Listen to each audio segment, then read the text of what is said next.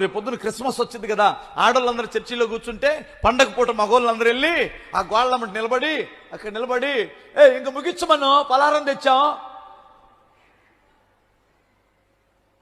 ఎక్కడ పెట్టావు? మైసూర్ పాకులు ఎక్కడ పెట్టావు? బయట వెళ్ళాడా ఊడి. వీడు జాంకాయలు పంచడమే పెద్ద భక్తి అనుకుంటున్నాడు. ఆ స్వీట్లు తీసుకొచ్చి పంచడమే అది పెద్ద భక్తి అనుకొని ఫీల్ అయిపోతున్నాడు ఇతను. అర్థం కాలేదా మీకు? మనం అన్నదానం చేద్దాం అనుకున్నాం, కుర్రాళ్ళందరూ కలిసి, మన యూత్ అందరూ కలిసి, మన యూత్ పిల్లలందరూ కలిసి ఇప్పుడు మనం బిర్యానీ వండించాం.